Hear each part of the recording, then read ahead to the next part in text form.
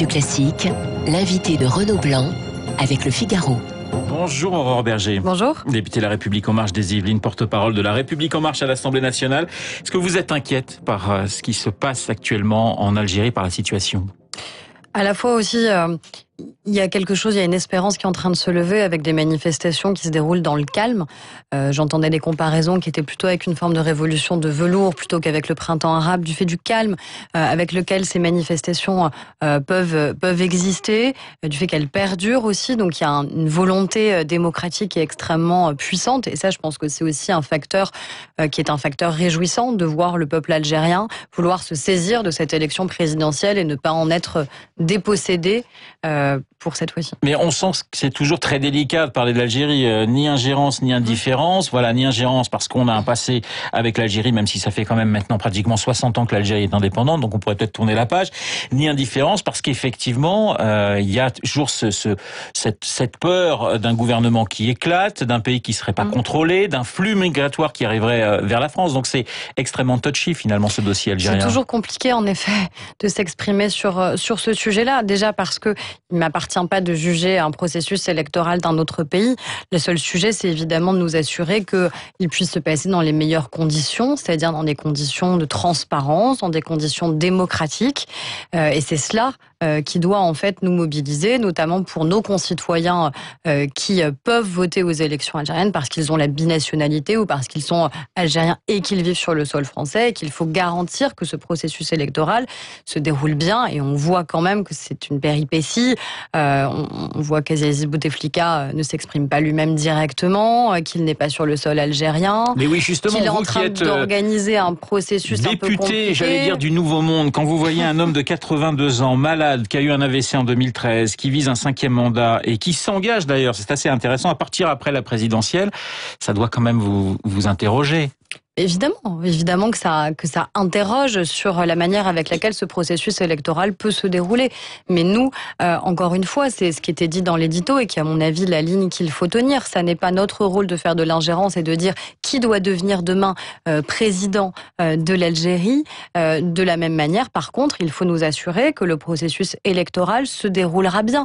On voit des mobilisations qui sont importantes, y compris en France, parce que nous avons une communauté algérienne qui est importante ou binationale qui est importante, et les Français qui se mobilisent. Et donc, il faut absolument que nous aidions à garantir, encore une fois, la transparence de ce processus électoral. Et j'espère que ce sera le cas. Alors, Aurore Berger, un serre-tête, est-ce que c'est un voile ? Avant, évidemment, d'entendre votre réponse, on va revenir sur cette comparaison du député de La République En Marche, Aurélien Taché. Quand on lui demande ce qu'il pense, d'une petite fille voilée, voilà ce qu'il répond. Est-ce que vous me poseriez la question sur une famille catholique, à une jeune fille à qui on met un serre-tête ou autre ? Bien sûr que non. Voilà, extrait de l'émission C'est l'Hebdo. Votre réaction justement sur cette polémique et ces propos du député de La République En Marche, Aurélien Taché. C'est des propos qui n'engagent que lui, de manière très claire. Je Donc n'aurais que pas vous du condamnez ? tout... Oui, parce que toute comparaison ne se vaut pas. Comment peut-on comparer ce qui est un signe religieux et ce qui est absolument pas un signe religieux ? Depuis quand un serre-tête serait-il un signe religieux ? Depuis quand une femme serait-elle menacée à travers le monde si elle ne porte pas un serre-tête ? Ça n'est pas tout à fait le cas avec le hijab. On a eu une polémique la semaine dernière. Je me suis exprimée à plusieurs reprises sur le sujet. Encore une fois, avec le magasin Decathlon, Decathlon qui souhaitait éventuellement proposer un voile pour les joggeuses. Vous avez été très clair en disant que c'était une erreur, qu'il ne faut surtout pas faire ce genre de choses. On va être très clair. Il me semble que Decathlon est un magasin de sport. Ouais. Il ne me semble pas que le hijab soit un article de sport. Il me semble que c'est un article religieux et je persiste à penser que le voile charrie avec lui autre chose qu'un symbole religieux. Je ne pense pas que le voile soit un facteur d'émancipation de la femme. Et nous, on a été élus sur une promesse qui est justement celle-ci, celle de l'émancipation, de la lutte contre l'assignation à résidence. Pour moi, le voile, c'est assigner à résidence un certain nombre de femmes. C'est quand même le grand écart à l'intérieur de La République En Marche sur cette question. Parce que si on prend vos propos à l'instant et ceux d'Aurélien Taché, voilà. Oui, on est assez loin. On On a clairement sur ce sujet des visions qui sont différentes. peut pas se le cacher puisque vous entendez ses propos et vous entendez les miens. On en débattra d'ailleurs en partie ce soir. On aura un vrai débat qui sera coordonné par Marlène Schiappa, qui est celle qui pilote le Polydé pour le mouvement La République En Marche le 20 mars prochain sur ces questions de laïcité. Moi, en tout cas, sur ces questions-là, je pense qu'il faut être très clair sur les principes qu'on veut pouvoir rappeler. Il faut qu'il n'y ait aucune femme dans notre pays qui soit contrainte de porter un hijab si elle ne le souhaite pas. De la même manière, il faut qu'il n'y ait aucune femme dans notre pays qui soit intimidée parce qu'elle souhaiterait librement porter le hijab. Mais par rapport à la question des petites filles, vous savez, l'argument principal qu'on nous oppose sur la question du port du voile, c'est de dire les femmes sont libres, elles choisissent librement de le porter. On peut quand même interroger le libre arbitre de petites filles qui porteraient le voile. Sauf qu'on peut pas faire grand-chose pour savoir si elles le portent volontairement ou pas lorsque je parle de femmes, on va dire, plus âgées. Et c'est la raison pour laquelle il faut que l'État soit fort, et notamment dans un certain nombre de nos quartiers, où on voit bien que nos compatriotes qui sont de confession musulmane ou qui sont plutôt de culture musulmane, parfois sont assignés à résidence, sont enfermés culturellement alors qu'ils voudraient en sortir. Et c'est ce que Islam El Razaoui d'ailleurs décrivait très bien dans cette émission. Mais est-ce que justement il manque pas un discours fort du chef de l'État? Il va parler de l'Europe demain avec une tribune, il parle beaucoup de l'Europe, mais assez peu finalement de la laïcité. Est-ce qu'il manque pas une ligne assez claire du côté de la République En Marche et du côté de l'Élysée sur la laïcité? Mais moi, il me semble que la ligne du président de la République, elle est très claire. Quand il répond à une interview de certains de vos confrères, en l'occurrence Edoui Plenel et Jean-Jacques Bourdin, où il est interrogé directement sur la question du voile, il répond quoi?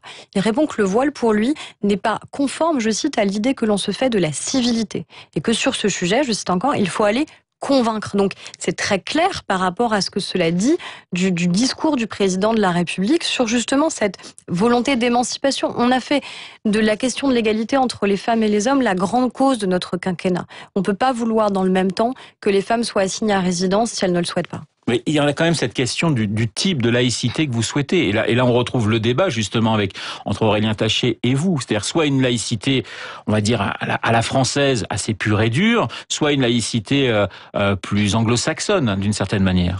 Et moi, je souhaite juste la laïcité. La laïcité anglo-saxonne, ça n'existe pas. On a un principe de laïcité, par contre, qui existe en France et qui garantit... Mais qui n'est pas toujours très bien respecté quand même, vous. Mais c'est à nous de le faire respecter. Oui. C'est ce que fait Jean-Michel Blanquer, par exemple, dans nos écoles, quand on voit qu'un certain nombre de nos enseignants justement ont des difficultés à faire respecter ce principe, quand on voit que parfois maintenant dès le plus jeune âge on a des petits garçons qui veulent pas tenir la main des petites filles. C'est pas instinctif chez les enfants de refuser d'être ensemble, de refuser cette mixité. On voit bien que c'est quelque chose qu'on leur a transmis, qu'on leur a appris, et donc on a des enseignants qui signalent un certain nombre de faits en disant nous on est un peu démunis, comment concrètement on doit faire dans nos écoles. Et bien c'est pour ça qu'il a mis en place des unités laïcité. On aurait pu mettre ça sous le tapis et dire ça n'existe pas. Pendant des années on a dit ça n'existe pas, il n'y a pas de communautarisme, il n'y a pas de difficulté à l'école.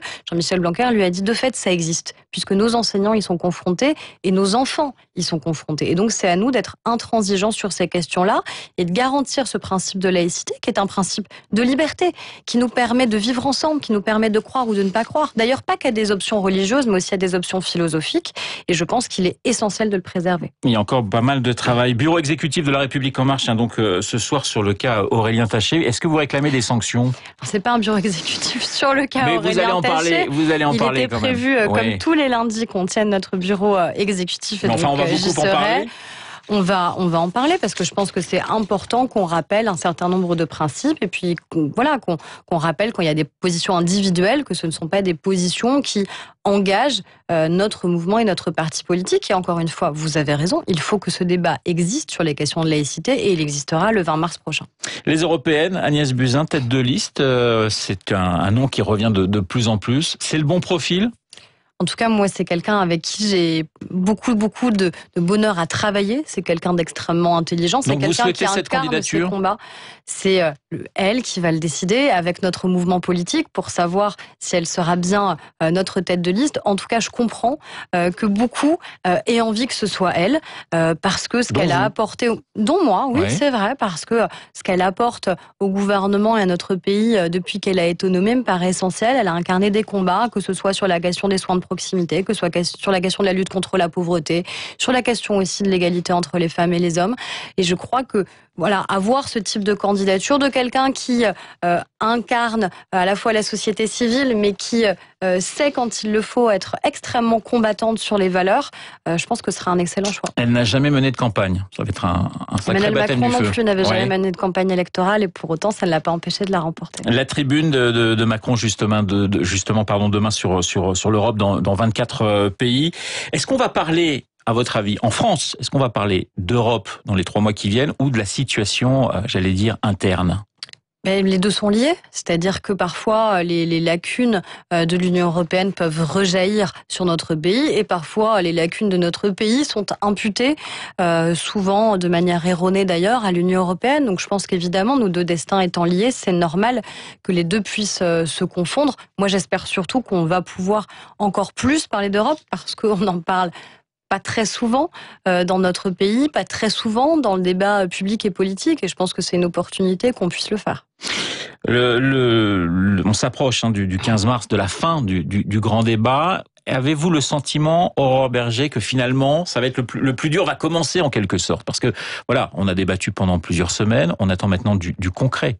Et c'est là que peut-être que les ennuis vont commencer véritablement pour vous ou pas? Déjà, vous savez qu'on a mis en place le grand débat. Il y a peu de personnes qui y croyaient en disant les Français ne vont pas venir, ne vont pas participer. Et on a bien vu que les Français avaient donné tort à cela. C'est-à-dire qu'on a des milliers de débats à travers le pays qui sont encore organisés jusqu'au 15 oui, donc mars. la pression est encore plus forte. Et parce que là, plus d'un million de... Donc oui, il y a une vous avez pression des milliers de propositions, vous allez devoir faire le tri. Et donc, il va falloir en sortir quelque chose de très concret. Oui, mais je pense que déjà le fait que pendant plusieurs semaines, on ait réappris à pouvoir ensemble débattre, à le faire dans le respect mutuel, à accepter le désaccord de l'autre, je pense que c'est une grande avancée parce qu'il y a quelques semaines encore, ça nous semblait presque impossible. Et après, oui, il va falloir que ça ait des traductions concrètes, non seulement d'ordre législatif ou éventuellement référendaire, mais aussi des traductions concrètes sur le long terme, sur notre manière de vivre notre mandat de parlementaire, sur la question de la délibération, sur la question de la consultation. Ce serait compliqué de dire aux Français, on vous a écouté pendant 2 mois et demi, mais pendant le reste de notre mandat, on va arrêter. On va reprendre comme avant, et puis c'était qu'une parenthèse. Je pense pas qu'il faille que ce soit une parenthèse, et d'ailleurs les Français systématiquement, moi dans les grands débats que j'ai organisés, à chaque fois se concluent là-dessus en disant, il faut absolument que ce processus-là continue. Ils le demandent aussi au niveau local, qu'il y ait beaucoup plus de démocratie. Vous le dites comme vous voulez, citoyenne, participative, active. En tout cas, il faut que ce principe de délibération se poursuive. Merci, Aurore Bergé, d'avoir répondu à mes questions. La députée de La République En Marche des Yvelines, l'invitée de Radio Classique. 8h27 dans un instant.